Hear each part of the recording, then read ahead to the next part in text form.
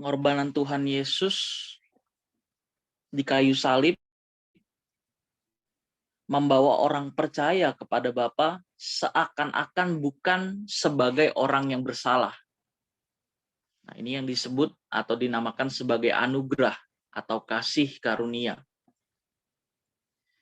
Di hadapan Bapa orang percaya dibenarkan. Kita dibenarkan supaya menjadi benar. Tapi jangan dipandang ini sebagai final. Artinya ketika kita dibenarkan, kita sudah diterima oleh Bapa sepenuhnya. Tentu belum. Maka harus dimengerti dengan benar. Kita dibenarkan supaya menjadi benar. Artinya, secara de facto itu secara status, secara hukum, kita dibenarkan.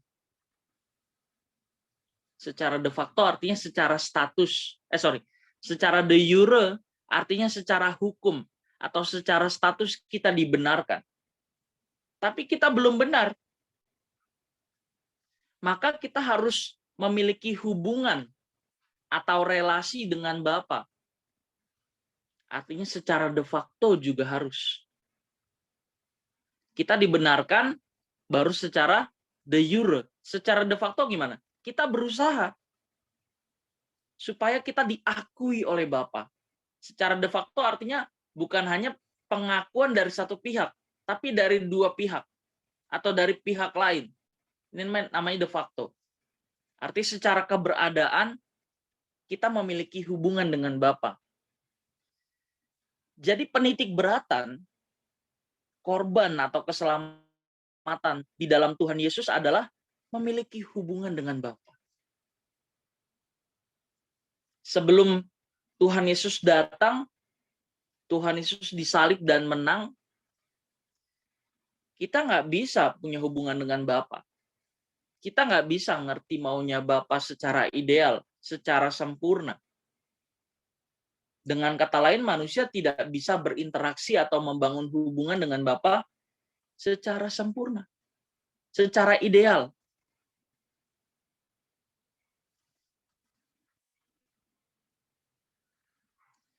Orang percaya yang dibenarkan tersebut belum benar-benar berkeadaan benar. Kemudian Roh Kudus ditaruh atau dimateraikan di dalam diri orang percaya. Tujuannya adalah menuntun orang percaya kepada seluruh kebenaran. Roh Kudus itu fasilitas yang diberikan oleh Bapa. Kemampuan atau potensi yang diberikan oleh Bapa. Supaya kita bisa memiliki hubungan dengan Bapa. Roh Kudus itu apa sih? Roh Kudus itu pribadinya atau rohnya Bapa yang menuntun orang percaya kepada seluruh kebenaran. Parakletos, penolong, yang menolong kita untuk mengerti segala kebenaran. Maka Roh Kudus dan Injil itu tidak bisa dipisahkan. Kalau ada pertanyaan, kenapa sih umat Perjanjian Lama nggak dituntut sempurna? Karena belum ada Injil. Roh Kudus dan Injil itu satu paket, nggak bisa dipisah. Tentu melibatkan korban Tuhan Yesus ya, anugerah ya. Kalau nggak bisa. Tadi ya, kita dibenarkan supaya menjadi benar. Jadi respon kita terhadap pengorbanan Tuhan Yesus itu jangan dipandang sebagai jasa. Kita masuk ke dalam langit baru, bumi baru, jangan dipandang sebagai jasa karena kita berbuat baik, maka kita dilayakkan. Maka kita layak, Yang benar gimana? Kita dilayakkan dulu. Kita dibenarkan. Padahal belum benar. Nah, ini namanya anugerah. Ini namanya kasih karunia tadi.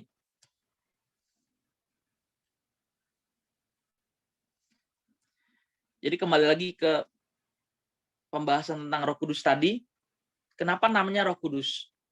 Karena roh itu diberikan atau dimateraikan atau distempel di dalam diri umat Kristen atau orang percaya supaya hidup kita kudus. Supaya hidup kita kudus. Maka dalam Roma 8 ayat 14 ya. Coba kita buka deh. Roma 8 ayat yang ke-14.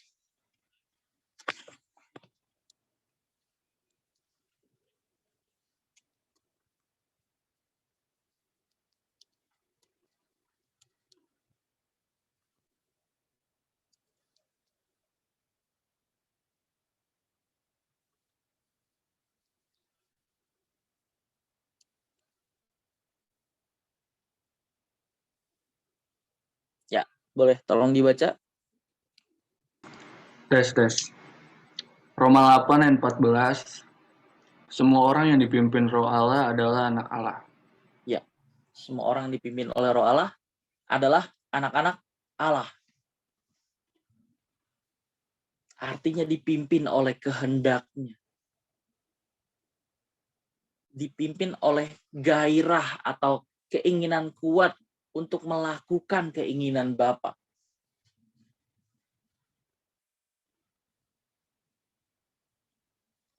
Sekali lagi Roh Kudus atau Roh Allah, Roh Kudus itu sama aja. Dalam Perjanjian Lama sebutannya Roh Allah, dalam Perjanjian Baru disebut Roh Kudus. Roh Allah atau Roh Kudus diberikan agar menuntun orang percaya kepada seluruh kebenaran, parakletos. Maksudnya adalah untuk mengubah manusia dari manusia yang punya kecenderungan untuk berbuat dosa, kodrat dosa ya, berkodrat dosa, menjadi manusia yang berkodrat ilahi atau berkarakter ilahi. Perubahan tersebut secara mutlak harus terjadi atau berlangsung.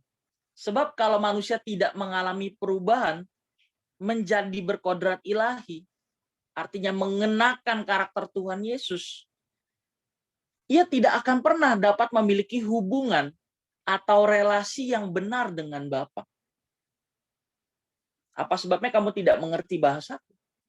Sebab kamu tidak mengerti firman. Kita buka Yohanes 8 ayat 43.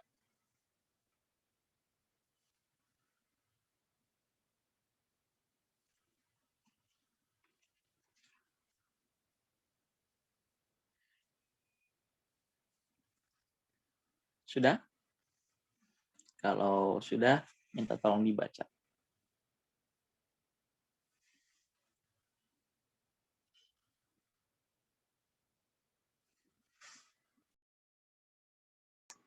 Tadi di mana kau bet? Maaf, lagi Yohanes ngechat tadi. Yohanes 8 ayat 43.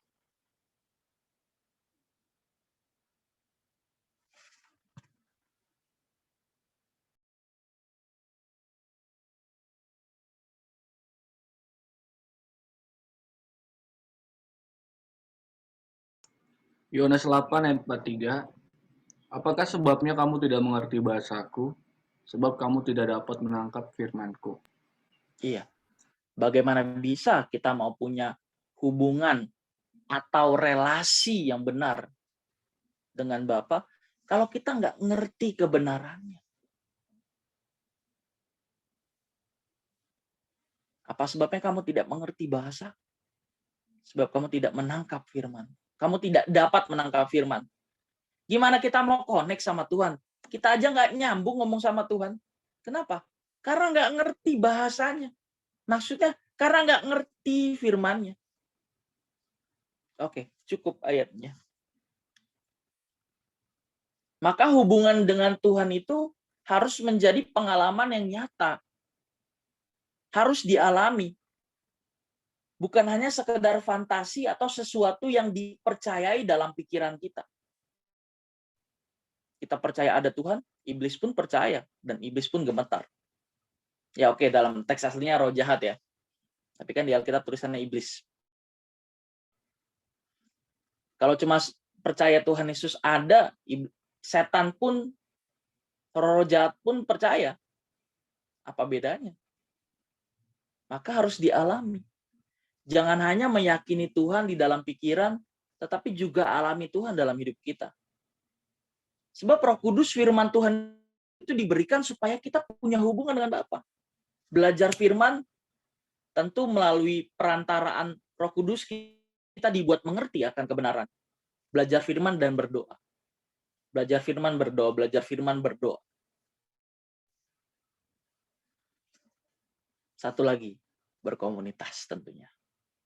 Ini bukan promosi, tapi ini kalau dapat dikatakan ini sebagai hukum pertumbuhan ya.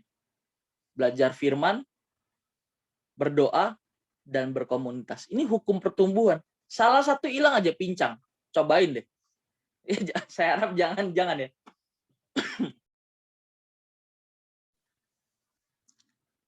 Maksudnya kalau nggak lengkap, kita nggak bisa punya pertumbuhan rohani yang benar.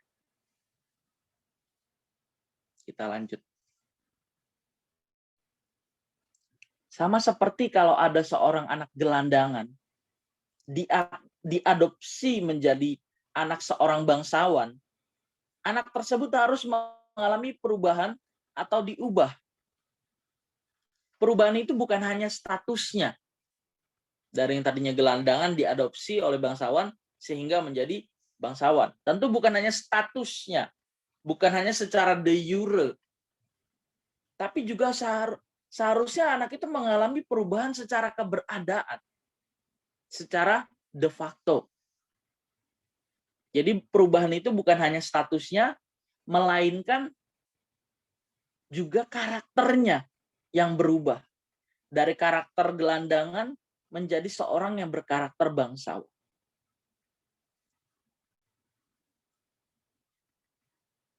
Dan tentu perubahan karakter tersebut harus terjadi karena sekarang sang bangsawan mengingini suatu hubungan dengan anak adopsinya itu.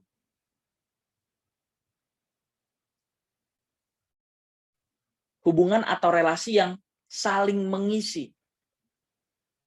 Hubungan atau relasi yang khusus dan memadai atau ideal. Kalau karakter dan kebiasaan hidup anak tersebut tidak berubah, ia tidak akan nyambung dengan ayah angkatnya. Tidak akan nyambung. Demikian juga dengan orang percaya dalam hubungannya dengan Bapa yang mengangkat atau mengadopsinya. Bapa menghendaki suatu hubungan atau relasi yang saling mengisi.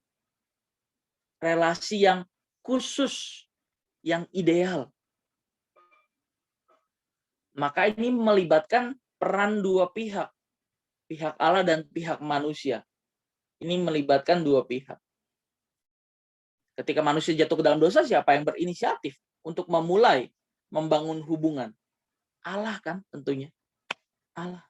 Maka Allah Bapa dalam hal ini mengutus putranya Tuhan Yesus untuk memberikan contoh. Ini loh model hidup orang yang menyukakan hati Bapa. Ini loh model manusia yang memiliki hubungan yang benar dengan Bapa. Siapa? Tuhan Yesus. Maka Tuhan Yesus itu satu-satunya kiblat orang percaya. Bukan tokoh lain, bukan tempat. Bukan tempat, bukan tokoh lain, Tuhan Yesus. Karena Paulus pun meneladani Tuhan Yesus. Karena Petrus pun meneladani Tuhan Yesus. Tokoh-tokoh besar dalam perjanjian baru itu mengacu pada Tuhan Yesus semuanya. Bukan tempat ya, bukan tempat. Kita nggak ada kiblat kepada satu tempat, nggak ada. Kiblat kita pribadi, Tuhan Yesus. Akulah jalan, Tuhan Yesus bilang, dan kebenaran, dan hidup. Tidak ada seorang pun datang kepada Bapa kalau tidak melalui aku. Artinya tidak ada orang yang dapat memiliki hubungan yang benar dengan Bapa kalau tidak menjadi seperti aku. Kalau tidak memiliki kehidupan atau cara hidup seperti yang aku jalani sewaktu menjadi manusia.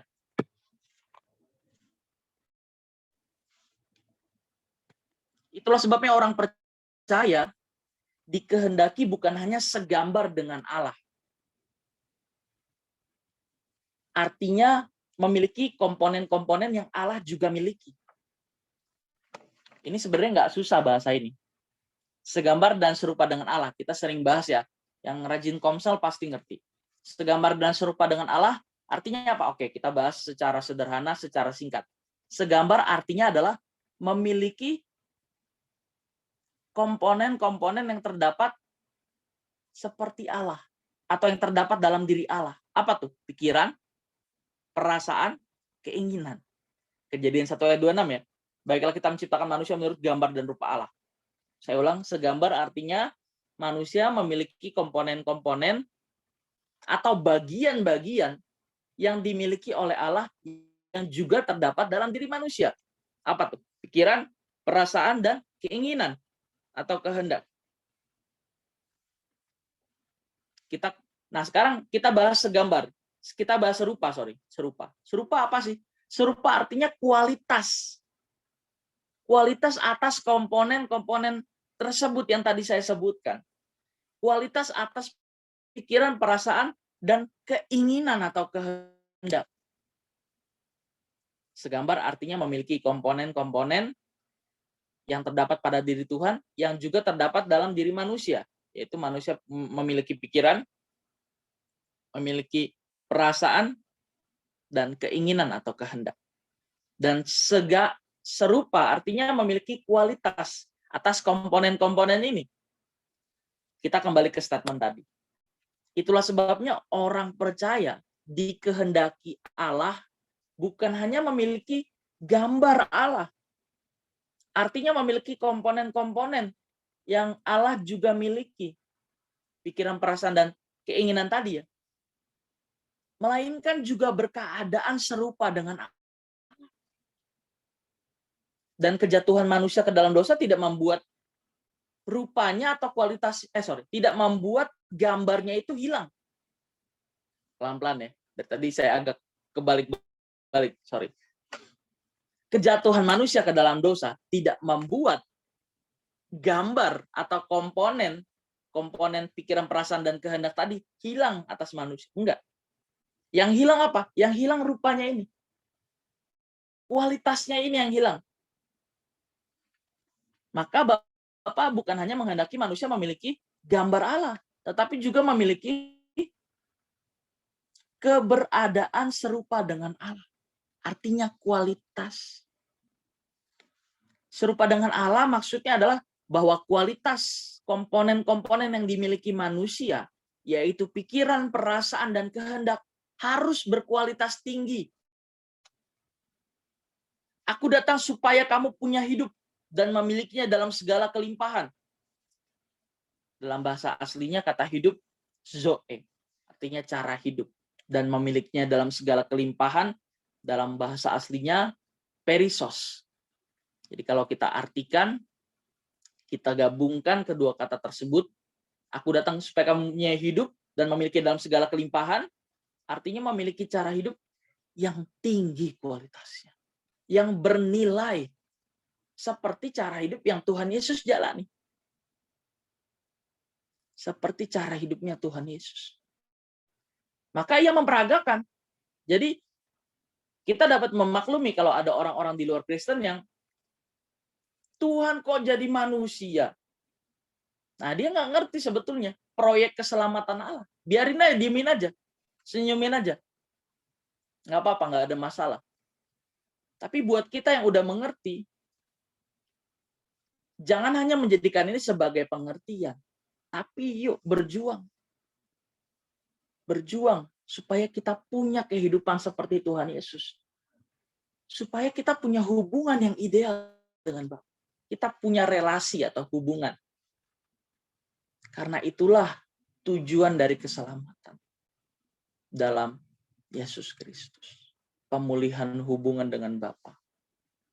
Kita diperdamaikan dengan Allah. Baru secara status, ingat. Secara keberadaan, belum. Maka setiap kita harus menjadi anak Allah. Anak Allah tadi apa?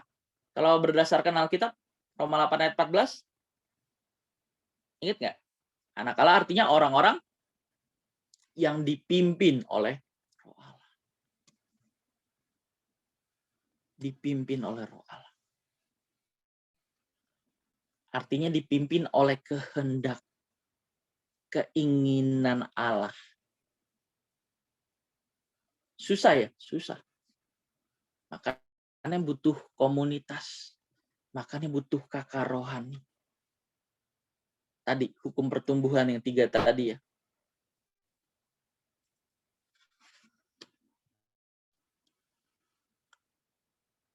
Nah, kualitas atau tadi segambar dan serupa. Serupa artinya kualitas. Atas komponen-komponen yang terdapat pada diri manusia yang juga terdapat pada diri Allah. Kualitas tinggi tersebut menyangkut moral dan kecerdasan rohaninya. Menyangkut moral dan kecerdasan rohaninya.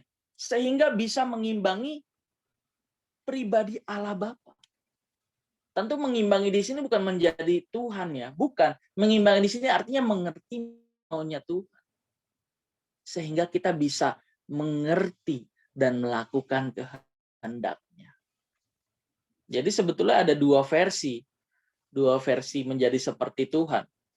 Versi Tuhan atau versi iblis. Tuhan bilang, baiklah kita menjadikan manusia menurut gambar dan rupa kita. Artinya kita segambar dan serupa dengan Allah. Maksudnya kita memiliki komponen-komponen yang terdapat pada diri manusia, yang terdapat pada diri Allah, dan komponen tersebut bisa mencapai kualitas seperti yang Bapa kehendaki. Tapi iblis bilang apa? Kalau kamu makan buah ini, kamu jadi seperti Tuhan. Tahu yang baik, tahu yang jahat. Bukannya baik, tahu yang baik, tahu yang jahat. Menurut siapa dulu? Menurut Tuhan apa menurut iblis? Tuhan bilang, haruslah kamu sempurna.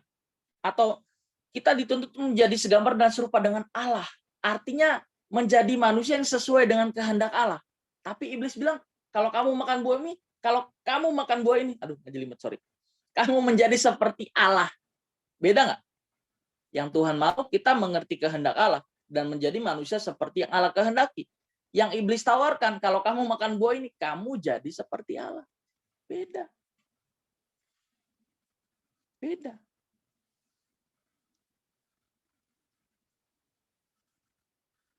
Menjadi manusia yang serupa dengan Allah berarti manusia bukan hanya memiliki komponen yang tadi kita bahas ya, yaitu pikiran, perasaan, dan keinginan. Melainkan juga keinginan atau kehendaknya tersebut harus selalu sesuai dengan pikiran, perasaan Allah. Tadi ada 3 komponen ya, pikiran, perasaan, dan keinginan. Bukan hanya memiliki komponen pikiran, perasaan, tapi juga memiliki keinginan atau kehendak yang selalu sesuai dengan pikiran dan perasaan Allah. Dengan begitu orang percaya bukan hanya segambar dengan Allah, melainkan juga serupa dengan Allah. Serupa sekali lagi berarti kualitas hidup orang percaya bisa mengimbangi Bapa, bukan menjadi Tuhan. Tadi kita udah bahas ya, ada 2 versi serupa dan segambar yang ditawarkan oleh Tuhan atau yang ditawarkan oleh iblis. Iblis itu licik.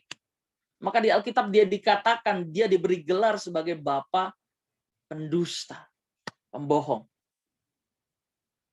Maka di Alkitab dikatakan Hawa diperdaya oleh ular. Artinya ditipu, dibohongi.